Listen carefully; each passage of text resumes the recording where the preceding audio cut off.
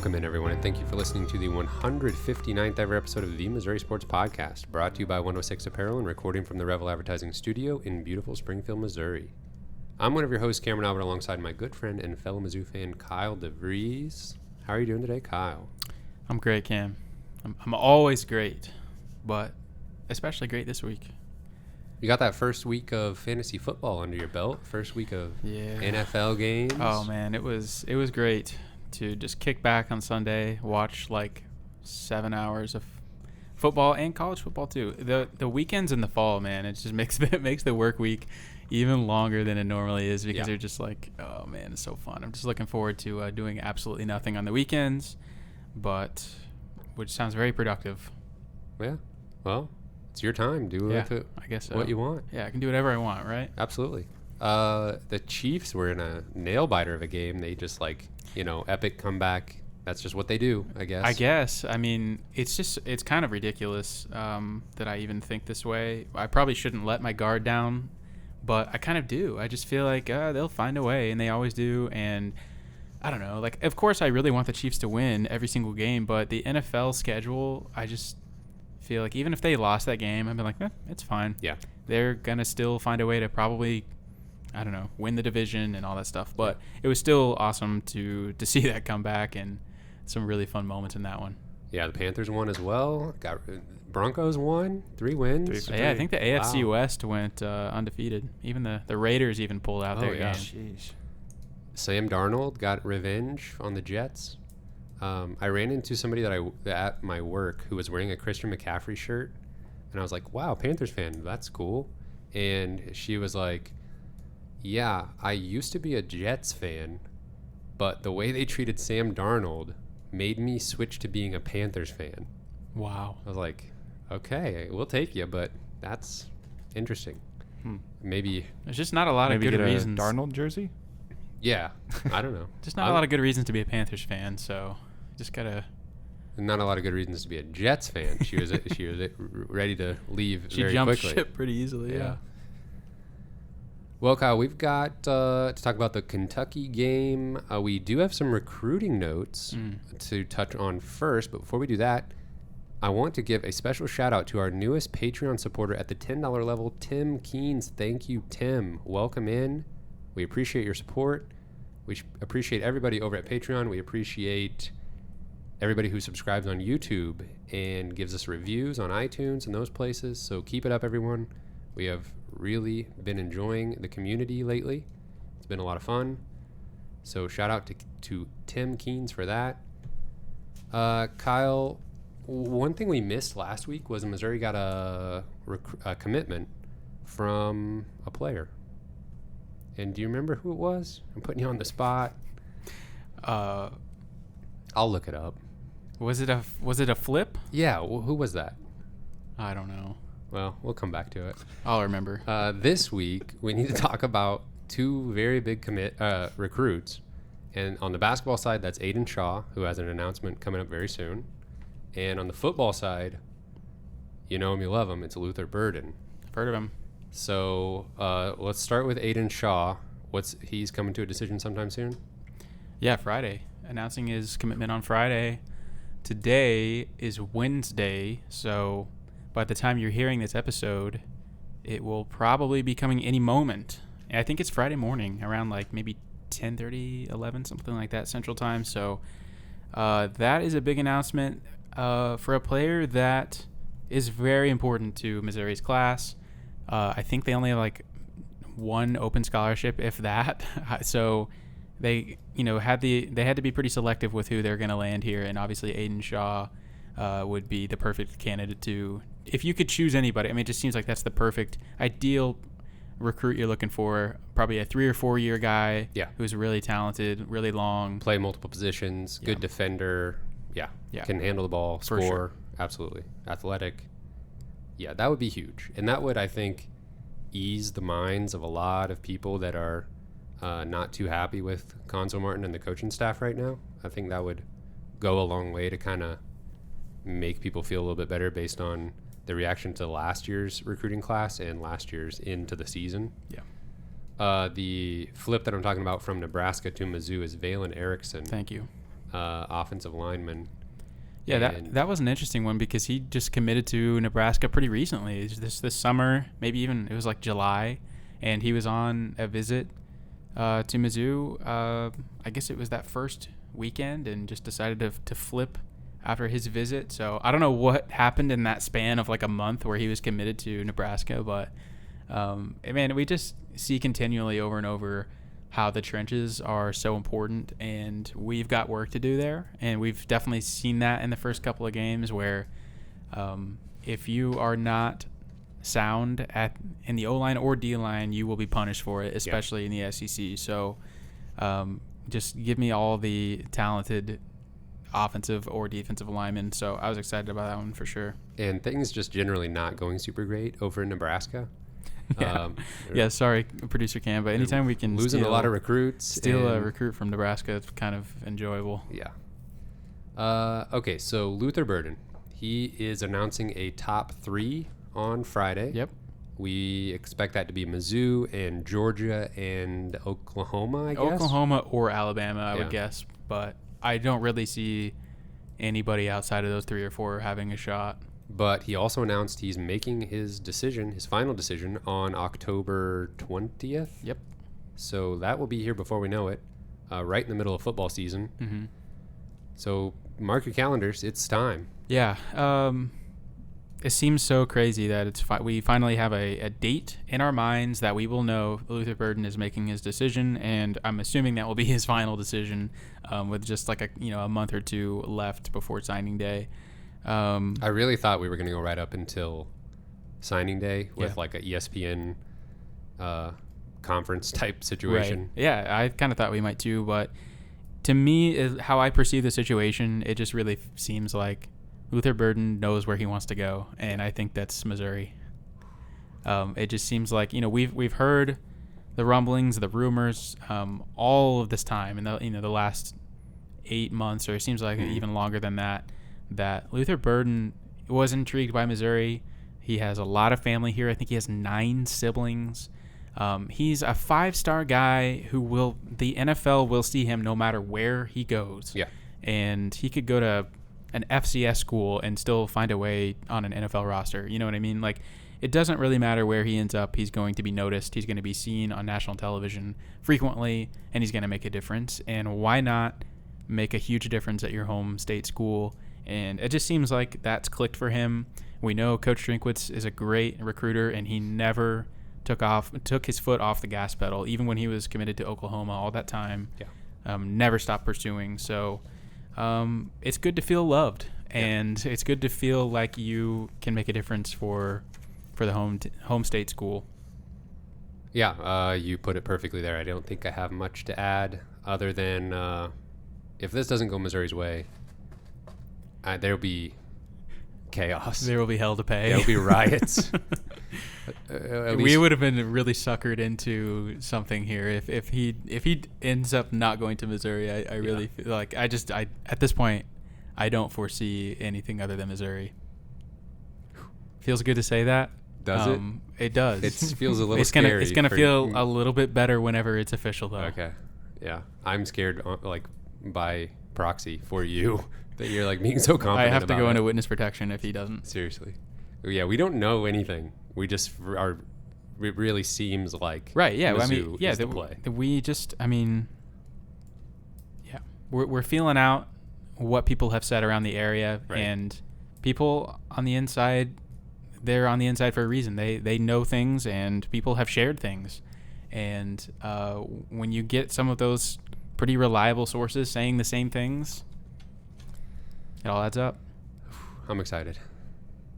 A YouTube commenter pointed out that I was already all in on Luther Burden to Mizzou 3 weeks ago. The last time we talked about him. I think even well before that. Yeah, and so he was expressing worry that I was setting myself up for disappointment, and that's exactly what happened. So I think it was June. You were trying not to have a mental health crisis about it. So. But how are you doing? Are you doing okay? I'm doing okay. October's here. October's right around the corner. Good. We've got an announcement date, so I'm ready.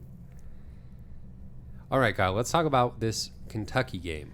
Unfortunately, Missouri suffered their first loss of the season Kentucky won this game 35-28. The final score is kind of like in line with what I expected to some extent, like a one-score game that Kentucky would win eventually. But this game did not go according to plan, even though Missouri was in it to the end. It was a very strange game. Kentucky looked like they could just like blow it wide open. Yeah. And Missouri fought back. And Kentucky had some huge errors, like just mental mistakes and just fluke plays that didn't go their way that kept Missouri in it. But in the end, Missouri wasn't quite able to get it done. Yeah, I agree. I mean, the final score was pretty much in line with what we predicted on the episode last week. A little bit higher scoring, but other than that. It was insane to me that Missouri was able to put themselves in a position to potentially tie this game at the, as the game was ending. It really felt like Kentucky was far and away the better team in this game, and like you said, it just felt like at any point they could have blown the game open if they just would have executed a little bit better. But at the same time, I was really happy with how Missouri fought in this game, and they got down like 21-7 in the first half and found a way. Just sometimes that's what teams have to do, even if you feel like you're getting beat on a play-by-play basis. Just finding ways to score, to stay in the game, and I think that's what they did. Yeah, and making big plays on defense and special teams to just like answer the call each time. Yeah, they definitely, especially just something about just getting the ball ran down your throat is like demoralizing, and I feel like it would have been so easy for them to just been like, okay, screw it, like, let's just give up. That maybe happens if Chris Rodriguez doesn't fumble at the 1 yard line. Yeah, they pretty much score. I think it pretty much got to the point where it should have been 28-7. Yeah, and that's when Chris Rodriguez fumbled in the end zone. Yeah, but I mean, Kentucky started the game by just gashing Mizzou's defense. Wandale Robinson, a 64-yard run on like the second play of the game. Yeah, just I mean, that was kind of their MO, was they would just kind of run it down Missouri's throat and then take huge chunk plays every once in a while to kind of blow it open. Yeah, the game did not get off to the start that we wanted whatsoever, and I think Steve Wilkes even said in an interview after the game that there was some kind of miscommunication. I don't know exactly what happened, but they thought Kentucky was going to be in the jumbo format, so they rolled out 5 down linemen, and they weren't ready for this kind of jet sweep. Jet sweep, like wide receiver handoff. And of course, he goes for like 65 yards or something. And I don't know. Like, do you know who? I know Jalen Carlisle was chasing him down. And Ennis Rakestraw. Okay, Rakestraw, like, he's fast. He caught up to him. Yeah, if there's a silver lining of that play, it was how fast Ennis Rakestraw closed in on Robinson. But yeah, it just, I don't know, man. It just can't happen, especially like on the second play of the game. And I want to be forgiving. I know mistakes happen, but I just don't really know what was going on there, and it's disappointing. And it seems like, okay, you put more defensive linemen in the box, you should have been able to stop the run. I don't know, but I think it's pretty much a conclusion at this point that the defensive line and linebackers have been a lot more disappointing than we had hoped for, at least at stopping the run. Yeah, Missouri's defense so far this season has given up yardage like some of the worst in it's like a FBS. Hot knife through butter. And this kind of goes back to last season. The Mississippi State game, they just gave up all kinds of yards. Their last 3 SEC games last year, the defense did not look good. They were dealing with some COVID stuff, some injuries. So it was such a weird season. We kind of like let it slide a little bit, but it's carried over into this season, and it's not looking good. Yeah, I wonder how much of it's scheme too. I mean, we've talked about this quite a bit recently, and just how much of this is the scheme. How much are the players just in over their heads? Are they not understanding, what they need to be doing scheme wise? I don't know, but it seemed like they played a little more zone this week than they did last week, and at the beginning of the game, it really felt like that hurt them in a couple different moments. I feel like Chris Abrams-Drain had a really rough start to this game where he was just completely out of position a few times, and just was letting receivers run wide open. And just got beat. Yeah, so. Missouri's offense started slow as well. Their very first possession, they started the game by throwing the ball 5 times in a row. 4 of them were completed, but they only got 1 first down, and the drive ended there. So it's strange to me.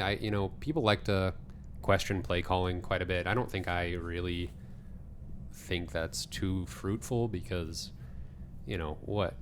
sometimes the plays just aren't going to work. Yeah. But going that unbalanced out of the gate with 5 straight passes is a little weird when you have Tyler Beatty, and you should be trying to establish the run game, I would think, early, or at least, I don't know, being a little bit more creative with it. Eventually, they got Tyler Beatty going.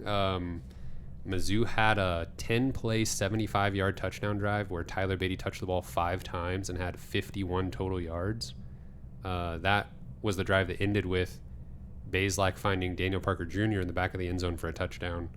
That was Missouri's first score of the game to make it 14-7. But Tyler Beatty, he showed on that drive. That drive was like a microcosm of the total game, which is just a microcosm of his entire play style and ability on the football field. He's incredible. Yeah, he's clearly like the engine that's making the offense work, and it's almost alarmingly because if something happened to him, I think we'd be lost. But I think Elijah Young is good. Yeah, I do too. But he's not maybe ready to just be a complete MVP. He's not as dynamic. I don't know that he's ready to put the team on his back like Tyler Beatty's doing right now. But you never know until a player's forced to be in one of those positions. So I think he's a great player, and I think we'd be fine. But Tyler Beatty's playing out of his mind. Yeah, his stats on the game, he had 14 carries for 61 yards and 10 receptions for 88 yards and a touchdown. 10 receptions. Wow. Yeah. That's obviously most receptions of anybody on the team. I just feel like that can't continue because especially when we're playing, obviously it's not going to matter against SEMO, at least I wouldn't hope so, but when we're playing some of the SEC teams like Kentucky later in the season, teams are just going to be able to key in to Tyler Beatty, and if we're just relying on him as much as we have been in the first 2 games, I think. Well, it seems like Bazelak is going through his progressions and then coming to the conclusion that he just needs to get the ball to Beatty. I agree. So how do you really... Right. I don't know if it's a wide receiver issue. I don't know if they're maybe not getting separation, or maybe Bazelak... And I feel like we talked about this in the Kelly Bryant era where it just maybe the quarterback needs to trust his wide receivers to make a play. Yeah. And we'll talk about this in a minute, but... I felt like he did that really well with the touchdown pass to Kiki Chisholm. Absolutely. Where he just said, screw it, I'm just going to throw it and see kind of see what happens, and Chisholm made a play. And so sometimes I think that maybe he just needs to put a little bit more trust in his wide receivers. Yeah, well, let's talk about that. So towards the end of the first half, Kentucky, that was the drive where Kentucky ran the ball 11 times in a row for 87 yards. And Chris Rodriguez took the handoff, was about to score a touchdown, and Jalen Carlisle came up, an incredibly powerful tackle, reminiscent of last week, his hit on the Central Michigan quarterback in the red zone, and ball popped out. Missouri recovers. Kentucky was so dominant on that drive. It was like insulting that Kentucky just kept running the ball and Missouri could do nothing about it. And they were threatening to go up 28-7 right there towards the end of the first half. And that would have been, I think, insurmountable for Mizzou at that point. Yeah, I mean, Mizzou only scored 28 points in the entire game. So I agree with you. That probably would have been the nail in the coffin in like the first half of the game. Right. And the way Kentucky was able to move the ball at will on the ground was just like, well, how can you expect this to change in the second half? Right. The fact that Kentucky got up early and were just able to run from that point on, that was basically the worst possible scenario, that they got out to a 14-0 lead. Yeah. So Missouri gets the ball back. It's not 28-7. It's still 21-7. And Mizzou then goes down in 9 plays, drives 80 yards, more Tyler Beatty, but then Bazelak had completions to Chance Looper, Daniel Parker Jr., Towski Dove, and Kiki Chisholm, all on this 9-play drive to close out the first half. Yeah. And finally did find Kiki Chisholm in the end zone for a 17-yard touchdown with 10 seconds left, and that made it a 7-point game going into halftime. Right. That was just a masterful drive where it's like they did exactly what they wanted to do. Like, you couldn't have drawn it up better than that. And Yeah, the offense kind of did their job for the most part in this game, and the offense I thought did well enough to win this game potentially. And that drive, I mean, was beautiful. Oh yeah, yeah, spreading the ball around and getting back to your point about letting the receiver go make a play. Chisholm, it was like he was covered one-on-one. There was another defender kind of in the vicinity, but it was really just Chisholm versus that one DB who he had a size advantage on, and Bazelak put it to, kind of like the outside of the receiver, and Chisholm was able to make a play. And the defender even got called for pass interference. Yeah. It didn't matter.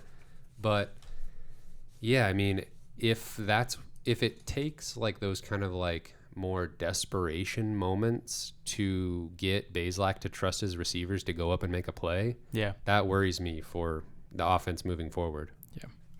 I was really impressed with a couple of individual performances from the tight ends. I thought Nico Hay and Daniel Parker Jr. both may have had their best best games of their career. It felt like Nico Hay had, I don't even know, at least 6 or 7 catches, and Daniel Parker Jr. had 2 touchdowns. So I kind of feel like that is the key to the offense improving, is being able to utilize those tight ends and being able to rely on those guys to make plays. And I think they did that. I think they both did their job very well. Yeah, they combined for 8 catches, 60 yards, and 2 touchdowns. I was a little worried about Nico Hay. He got called for a false start at the goal line, pushed him back a little bit, and then they threw the touchdown pass to Daniel Parker Jr. I was kind of curious if that would have been Nico Hay catching that pass, or in that spot to catch the pass, if he hadn't just committed the penty. That's very possible. Yeah, because he immediately was off the field after that penalty. Not happy with himself. Right, understandably. So I do want to mention Jalen Carlisle had the big hit that jarred the ball loose from Chris Rodriguez. He also earlier in the first half had an interception of Will Levis.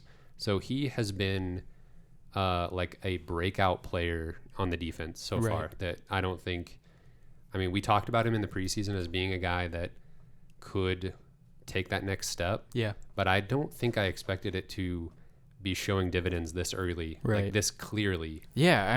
I think he may have been my breakout candidate or one of the 2 guys that I was wanting to pick for defense. But even knowing that he would probably break out this year, I'm not sure, like you said, imagined him to be this good. And just like the raw stats of like 2 forced fumbles and 2 interceptions so far. Right. Yeah. He played wide receiver in high school and then came to Mizzou, I believe, as a cornerback, and then switched over to safety fairly recently. So he's played 3 different positions.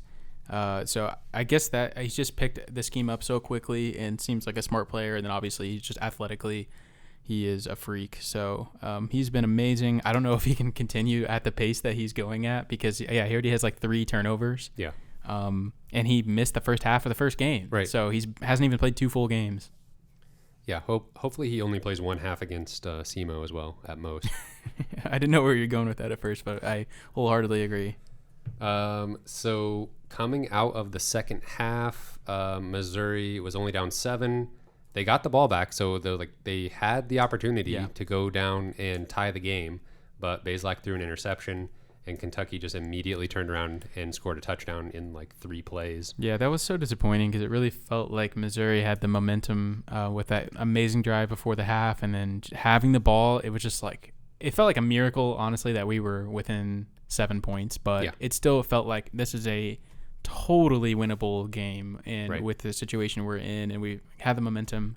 And I'm pretty sure I was doing some laundry or something during halftime, and I literally missed the interception, because it happened so quickly. It was one of the first plays of the second half, and just kind of destroyed the momentum we had. Yeah, but one thing that we talked about multiple times last year, and it's not something that we saw very often at all under Barry Odom, is every time the momentum shifts away from Mizzou, last year and this year, they respond.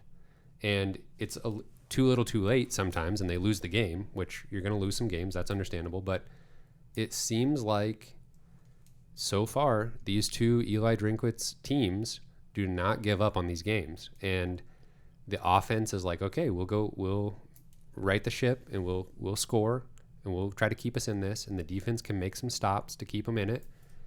We haven't really seen games outside of maybe against Alabama and Georgia just really get out of hand and the team just like start to fold in on itself. And I think we saw that a lot under Barry Odom, where a couple bad breaks would go against Missouri and it was like, well, and this then is over. Nothing good would happen again the rest of the game. Yeah, I mean, obviously we know what Coach Drinkwitz can do as a recruiter, but as far as in-game coaching, I think he's a little bit unproven. But I think that is one thing for sure that we know has improved is just the resolve of the team, just never giving up. And that makes a huge difference, especially in these toss-up games where there's not very much margin for error for either team. And a few errors can really swing outcomes of games. And it's just, these games are too important to give up in the first half. Yeah. And the games are too long to give up. You have so many opportunities to get back in the game. And it's still college football. And unless you are playing Alabama or Georgia, the other team is going to make mistakes. Right. They're going to give you an opportunity to at least get back within striking distance. Yeah. And Kentucky did that at the end of the first half with that fumble. And Missouri's offense kept things going, kept him in the game. They were putting together multiple, like they had a 10-play, 75-yard touchdown drive, then later had a 14-play, 80-yard touchdown drive. That was the one that ended with Tyler Beatty on 3rd and 15.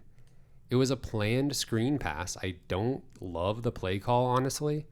Kentucky was actually ready for it. Yeah. And Tyler Beatty just like shrugged off a tackle like it was nothing. Yeah, it was kind of a conservative play call that ended up just like somehow working. Yeah. Yeah.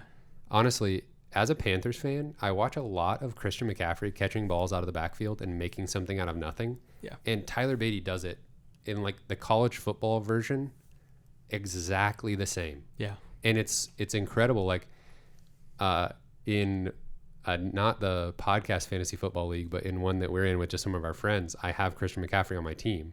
It's very nice to have your favorite player on your team. Nice. But I'm always wanting the quarterback to look his way for fantasy purposes. And a lot of times it's the best thing for the offense. And I find myself seeing Bazelak go through his possessions and be like, yeah, that's fine. Go to Beatty again. Go to him again.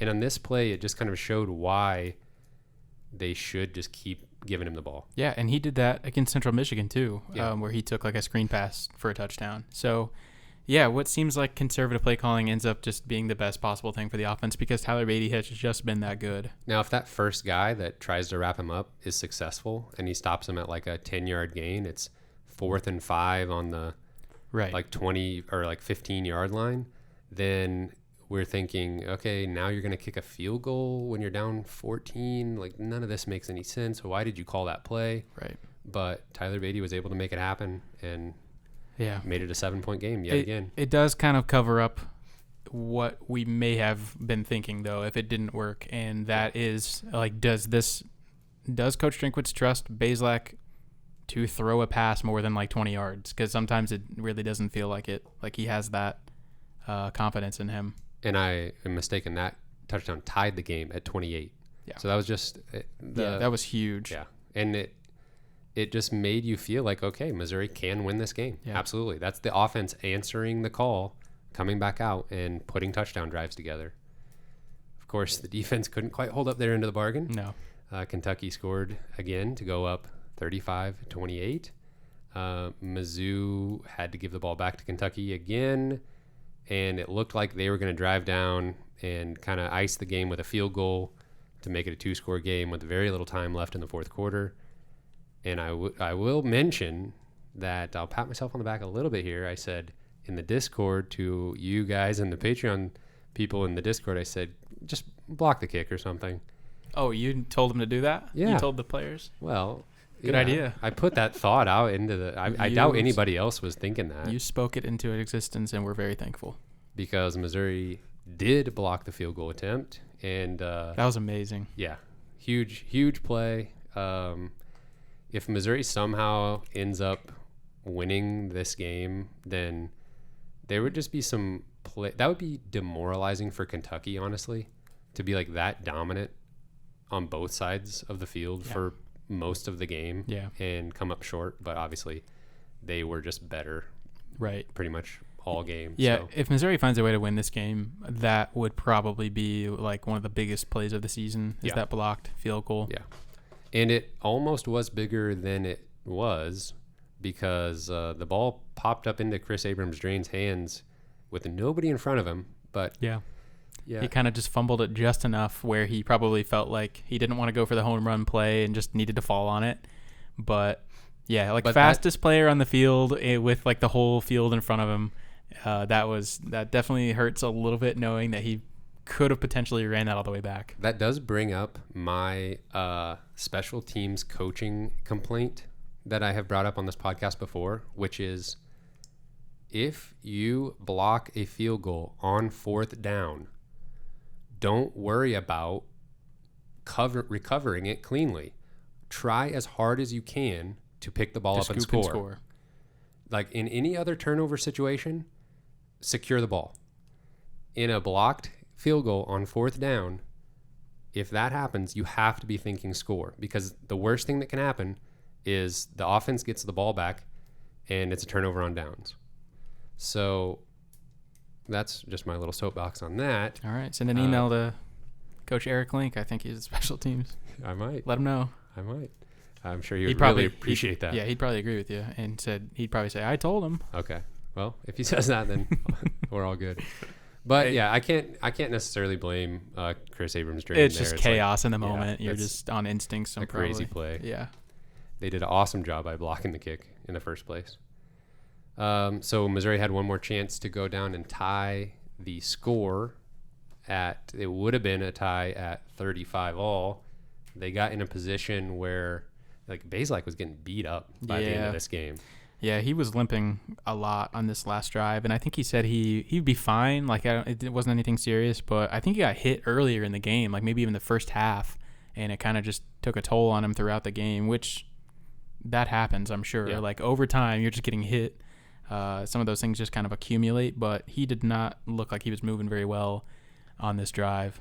Well, so he gets hit hard on 3rd down, bringing up 4th and 13 or something. Yeah.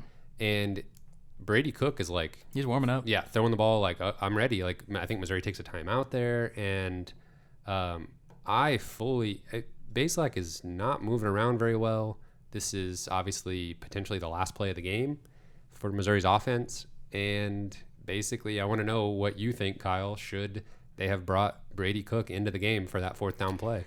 Oh, man. I don't know. I mean, obviously, hindsight's 20/20. We saw what happened on that 4th down play with Bazelak in there.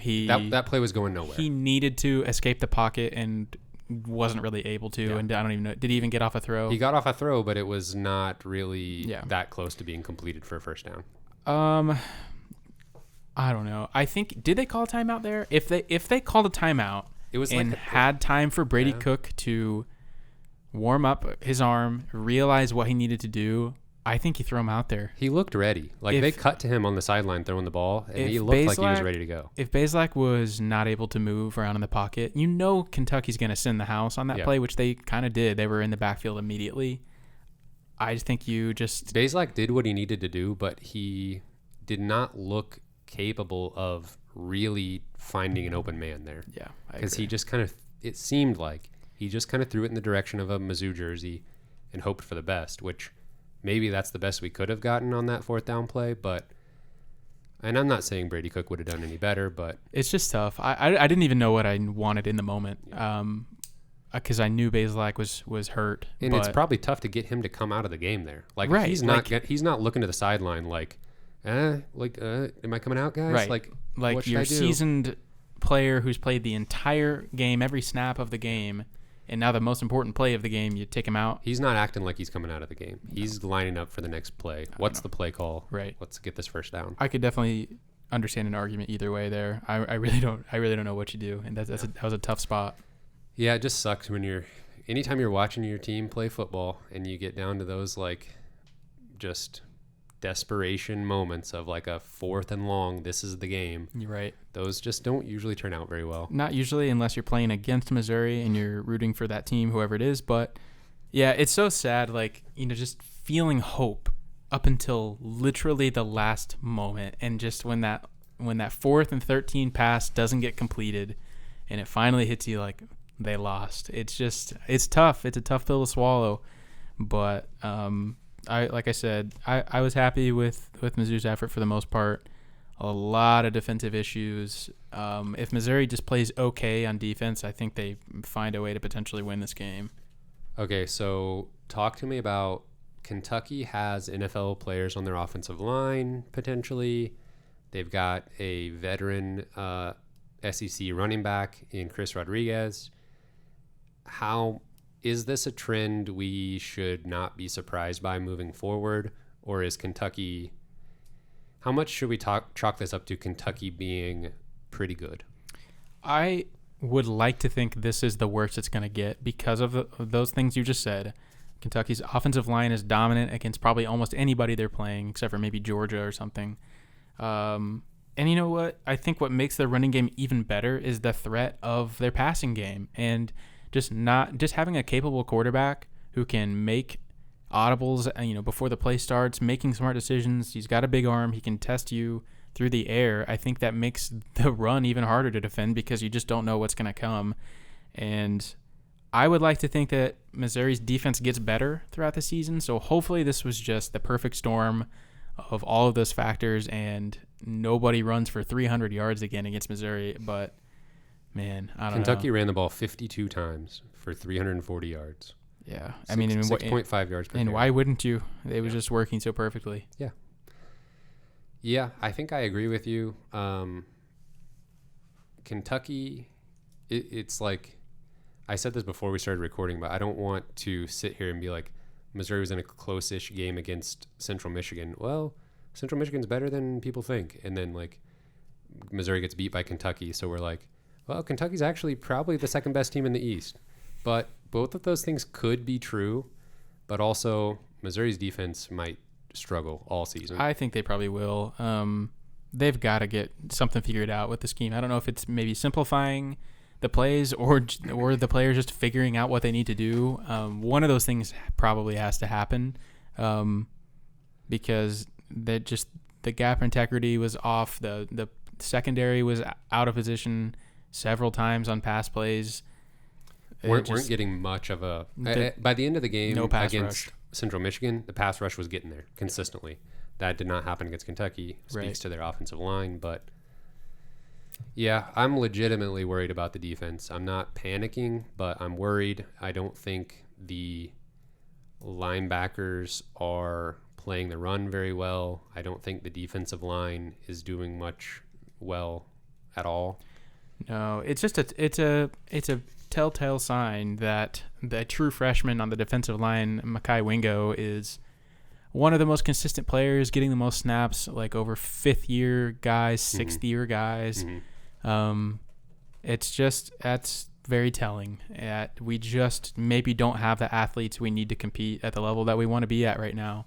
And I don't know. It's a little hard to watch. So I saw a lot of non-Mizzou fan takes on Twitter and on like SEC Network and stuff saying, Mizzou fans, chill out a little bit.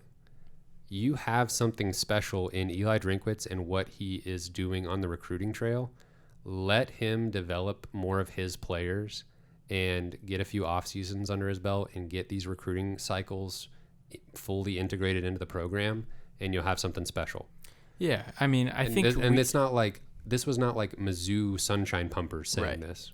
Yeah, I mean, I think we all kind of know that in the back of our minds, but we just want results now. And it's still just, it's tough to watch them struggle whenever you want to see them win, you want to see them do well. But at the same time, though, from a realistic, rational standpoint, yeah, I think we have to understand that these things take time and we'll take some lumps and bumps before we're competing for the SEC East. I want to talk about Missouri's offense a little bit more before we move on. I thought Bazelak he threw the ball 51 times. Like, you don't really want to see that happening because that means Missouri's falling behind and having to play catch up. But I thought he did okay. I mean, when he was stringing together some drives, he threw the ball. He had completions to 9 different Missouri receivers, 10 of those to Tyler Beatty, like we said. But he was spreading the ball around, checking it down when he needed to, going through his progressions, finding the tight ends. Like, I don't know. I couldn't ask for... He was using his legs when he needed to. Yeah. Getting huge first downs a couple of times with his legs. There was a lot to like about what Connor Bazelak did and what the offense did. Really felt like there was some moments where he didn't like what he saw from the defense before the play started and made a change and used his legs to get out of the pocket and extend plays and find guys. And that's, I think, what you want to see from a young quarterback. I mean, I think he's just only going to get better with that kind of stuff. Yeah. And I'm excited to see what he's going to be able to accomplish. Yeah. So I think the lack of defensive help is kind of like putting a spotlight on some of his deficiencies, like with just trusting the receivers a little bit more potentially. So, man, I think early on, after one SEC game, I'm worried that the overall feeling moving forward is going to be like, if that defense could do anything, this Missouri team would have been pretty good. So there's room for improvement for the defense, and if they improve, that'll equal wins. Missouri gets to play SEMO this upcoming Saturday. That better be a win. I wrote down here for my notes for the SEMO preview: stay healthy. I want to see big plays out of the vanilla offense. I don't want them to have to resort to very much trickery to be making big gains. And please, please, please don't let them run the ball successfully. Right. Defense. I think a lot of people wanted this to be the preview for Central Michigan, and we said it's probably not going to go that way. Yeah. But I think you should have those kind of expectations for this game. I think this should not be challenging in any way. And Missouri should be able to do what they want to do on both sides of the ball. And if they aren't able to, then I think that's a little bit telling, a little bit concerning. Yeah, I mean, think about like an FCS opponent several years back, Missouri State. Yeah. And the Missouri defense was in shambles. Yeah, that first game of the year, and they gave up like 50 points or something. And to that Missouri was State. very much a clue for how the season was going to go for Missouri's defense. So I really don't see that happening in this one. I think especially with it being the third game of the season, Missouri is going to know that they have something to prove in this game. They I think, want to be able to come out and say, no, we know this is an FCS program. They're not going to do anything on offense. They might pull off a couple big plays, but I think the Missouri defense is going to come in locked in. I've got Missouri winning this game something like 45-3. Like, I think it's just going to be utter destruction. SEMO's offense, do nothing. Give me 52-10. I think we'd be pretty happy with either one of those scores. Absolutely. Yeah, I'm just hoping that defense really gets it together for this one. Take some time to clean things up and stay healthy, like you said. All right, we got more games to pick. Man, I'm going to be thinking about that Kentucky game like all season long, especially if Missouri finishes the season about where we think they could. But at the same time, it should have been a 21-point Kentucky win. So I need to just move on. I understand that. I think we do this every year where, Missouri loses a game to Tennessee or something early on, and, we just think, oh, wow, I wish we could have played Tennessee later in the season. I think it's very possible that could happen with this Kentucky game where Missouri improves, they clean up the run game on defense a little bit, and we just think to ourselves, I would love to have another crack at Kentucky, 5 or 6 weeks from now. But that's not how it goes. So, but I guess we got to put it behind us, and hopefully the team is taking note of what they can improve upon. In the post-game conversations, did we already talk about this? Steve Wilkes is moving up to the press box for the SEMO game and potentially moving forward. It's fine with me. Whatever works. Yeah. If it helps in any way, I'm for it. Yeah. All right, so we have our weekly segment, SEC Pick'em plus Nebraska, where we look at the slate of SEC games and pick who we think is going to win them. And this week, producer Cameron is back with us. He's back, folks.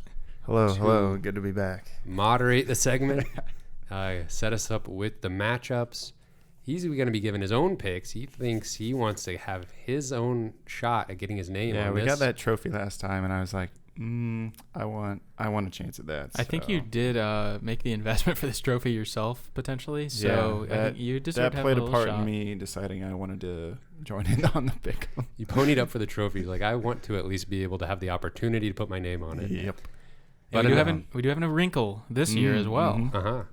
You can tell him. Okay. Tell him. We are opening it up to our Patreon supporters to play along with us and be guest pickers. So we'll be picking or taking volunteers each week from our Discord, which you can join at patreon.com/Missouri Sports Pod. They are going to be a guest picker, pick the slate of games with us, and we'll all be competing for a spot on the trophy. Mm-hmm.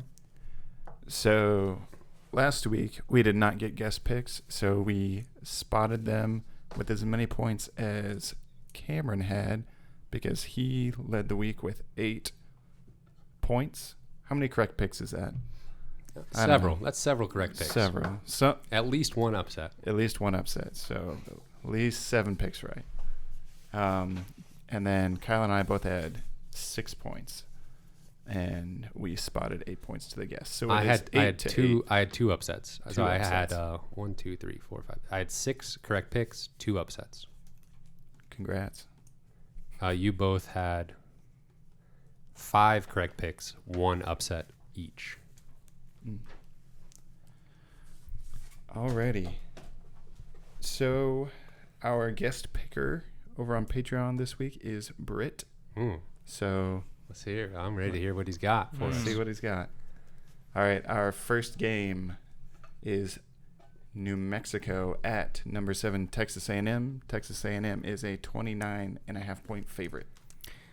Texas A&M by 1 million. They're fraudulent, but they'll win. They're on our schedule this year, Kyle. Yeah, I know. It's gonna be a big game at home. Okay, you're scared. I'll just put that out there. All right. I'm also picking Upset Bruin. Texas A&M, and Britt picks Texas A&M. Great pick. Second game is number 1 Alabama at number 11 Florida. Alabama is a 14.5 point favorite. Bama wins those, but that'll be a fun one. Yeah. I'd like to see Florida tested a little bit. Yeah, I'm really excited to actually watch this game because I think we will see a lot from Florida. If they think that they want to challenge Georgia in the East this year, then they can't just get rolled by Alabama. But I will take Alabama in this matchup. Yeah, I mean that's a big deal for the SEC East standings. It's kind of who you draw from the West. You know, Missouri gets to play Arkansas and Texas A&M, and Florida has to play Alabama. So that Texas A&M is good, Kyle. Yeah, they are good, but it's not like playing Alabama. That's like a certain loss. Yes, I agree. That's a big deal. All right, next game is Georgia Southern. Y'all both picked Bama? Yeah. Sorry. Okay. You have to say out loud who your pick is? Yeah, I know. I was just writing it down, and then I'll change it later. He also picked Alabama. Alabama across the board. Gotcha. Okay. Georgia Southern at number 20 Arkansas. Arkansas is a 23.5 point favorite. Sounds like Arkansas is winning that one. Give me Arkansas. I hate it. I correctly predicted Arkansas to upset Texas last week. Congratulations.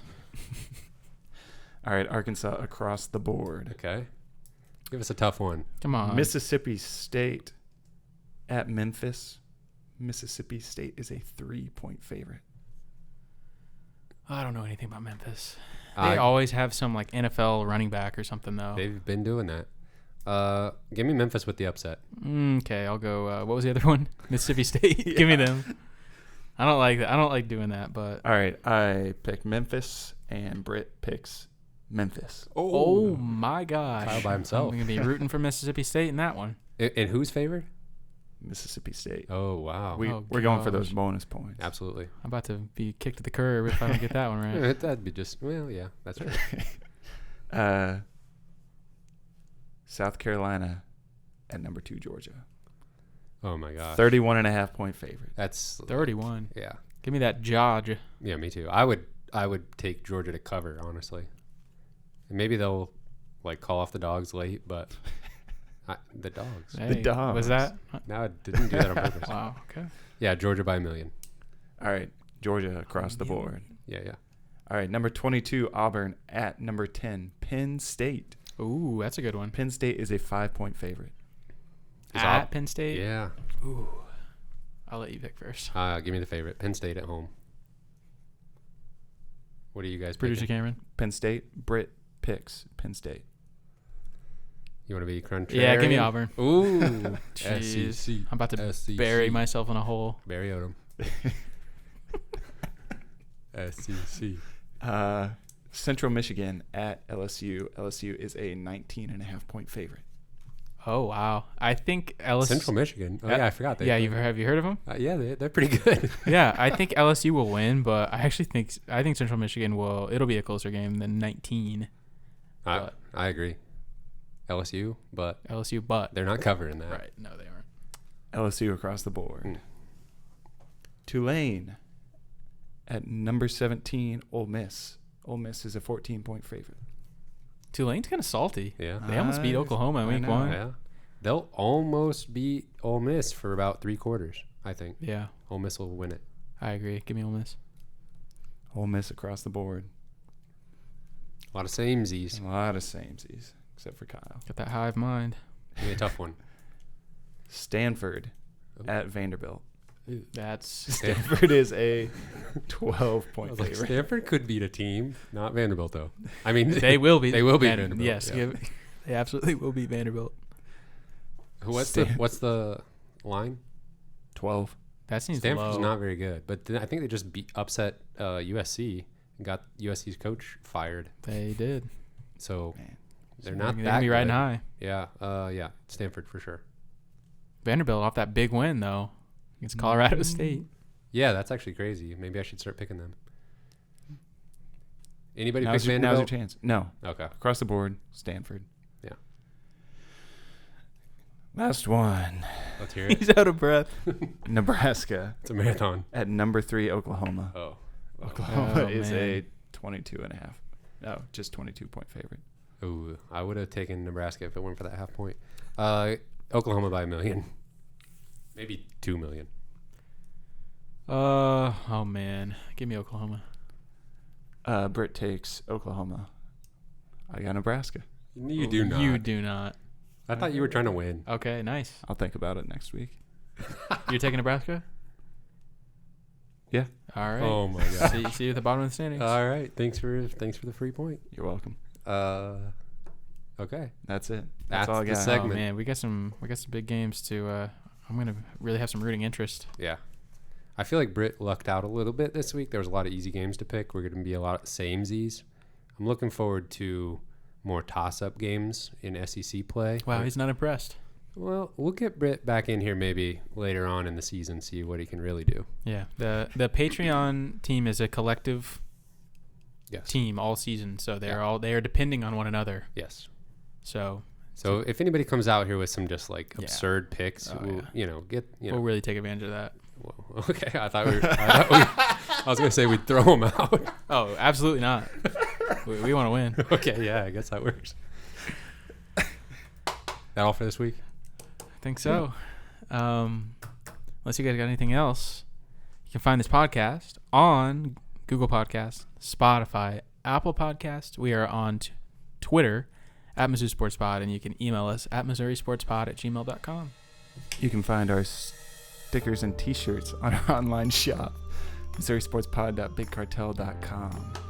Special thank you to our Patreon supporters at the $10 level and above: Britt Treese, Brian Smith, Ryan Lee, Tristan, Ben Smith, Parker, Daddy JD, 430 Horse, Luis Hernandez, and Tim Keynes. Thank you, everyone, for your support. We appreciate you so much.